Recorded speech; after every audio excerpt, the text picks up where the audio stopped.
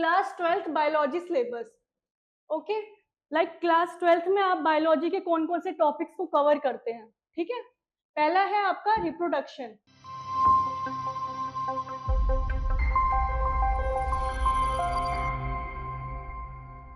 Hello students, welcome to our channel. This side Ankita. Today we will discuss about NEET syllabus for biology. NEET आपको biology का जो syllabus है उसके बारे में आज हम इस वीडियो में बात करेंगे। नीट की जब भी आप प्रिपरेशन कर रहे हैं तो उसमें आपके फिजिक्स, केमिस्ट्री, बायो ये तीन सब्जेक्ट आपके मेन होते हैं। ओके, इसमें हम बायोलॉजी के सिलेबस के बारे में आज इस वीडियो में हम बात करेंगे, जिसमें आपका क्लास 11 और 12th के जो चैप्टर्स हैं वो पूरा इंक्लूड रहता है। ओके, तो आइए वीडियो को स्टार्ट करते हैं। तो फर्स्ट में आपका आता है नीट की जो फुल फॉर्म है वो है national eligibility cum entrance test. Okay, NTA को एग्जाम कंडक्ट कराता है for medical students.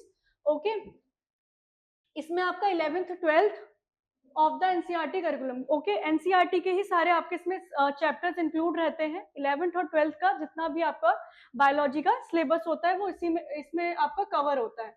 Okay, first आपका आता है, अभी हम बात करेंगे 11th बायोलॉजी का सिलेबस, यानी क्लास 11th में जो आपको बायोलॉजी के लिए अपना टॉपिक्स कवर करना होता है उनके बारे में। पहला आता है आपका diversity in living world. Okay, इसमें आप ये सारे टॉपिक्स को कवर करते हैं, like the living world, biological classification, plant kingdom and animal kingdom. Okay, second chapter आपका आता है structural organisation in animals and plants, morphology of flowering plants, anatomy of flowering plants, structural organization in animals। ठीक है, second chapter में आपके ये तीन topics cover होते हैं। फिर आपका आता है थर्ड चैप्टर जिसमें है आपका cell structure and function. Okay, cell structure and function पहला आपका इसमें टॉपिक कवर होता है। सेकेंड में आपका आता है बायोमोलिक्यूल्स, थर्ड आपका आता है cell cycle and cell division. Okay, इसके बारे में आप इसमें पढ़ते हैं। फिर फोर्थ चैप्टर आपका आता है plant physiology, transport in plants, mineral nutrition, photosynthesis in higher plants, respiration in plants, plant growth and development. Okay, plant physiology में आपके ये सारे टॉपिक्स कवर होते हैं। फिर आपका आता है human physiology, digestion and absorption, breathing and exchanges of gas, body fluids and circulation, excretory products and their elimination, locomotion and movement, neural control and coordination, okay, chemical coordination and integration। Human physiology में ये सारे आपके topics जो हैं वो cover होता है। Okay, like digestion and absorption, breathing, exchange of gases, like human जो है वो कैसे अपने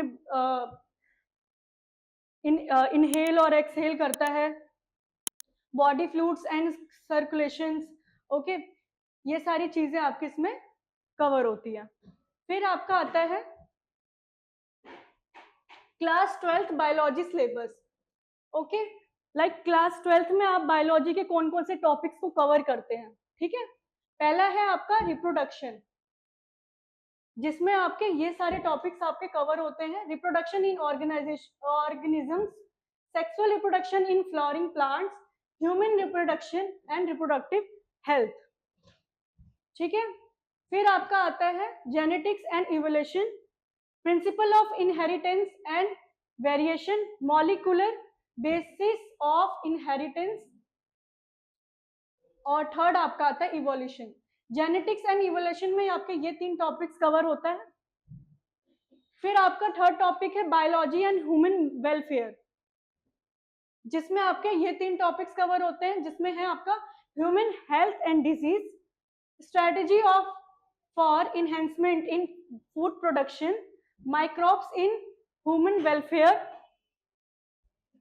फिर आपका जो फोर्थ टॉपिक है वो है बायोटेक्नोलॉजी एंड इट्स एप्लीकेशन, जिसमें आपके दो टॉपिक्स होते हैं, biotechnology principle and processes, second आपका आता है biotechnology and it's applications, ecology and environment आपका फिफ्थ चैप्टर होता है, जिसके अंदर आप ये तीन टॉपिक्स को कवर करते हैं। इकोसिस्टम पहला है, बायोडाइवर्सिटी एंड कंजर्वेशन आपका सेकंड है, थर्ड आपका आता है एनवायरमेंटल इश्यूज। ओके, लाइक ये सारे आपके चैप्टर्स हैं, reproduction, genetic evolution, biology and human welfare, biotechnology and its application, ecology and environment. इसके अंदर जो भी आप जो टॉपिक्स है उसको कवर करते हैं, वो सबके बारे में मैंने इस वीडियो में बताया। यही आपका पूरा सिलेबस है 11th और 12th का। ओके, तो जब भी आप नीट की प्रिपरेशन कर रहे हैं तो बायोलॉजी के सिलेबस को आपको बहुत अच्छे से आपको पता होना चाहिए सिलेबस, ठीक है। एग्जाम पैटर्न के बारे में आपको बहुत अच्छे से पता होना चाहिए, एमसीक्यू बेस्ड आपके क्वेश्चंस आते हैं, ठीक है। आप इसके लिए मॉक टेस्ट को दे सकते हैं, रिवीजन कर सकते हैं, ठीक है। तो इस तरीके से ये पूरा सिलेबस रहने वाला है बायोलॉजी का। आई होप ये वीडियो आप सबके लिए हेल्पफुल रही होगी। मिलती हूँ नेक्स्ट वीडियो में, तब तक के लिए बाय बाय।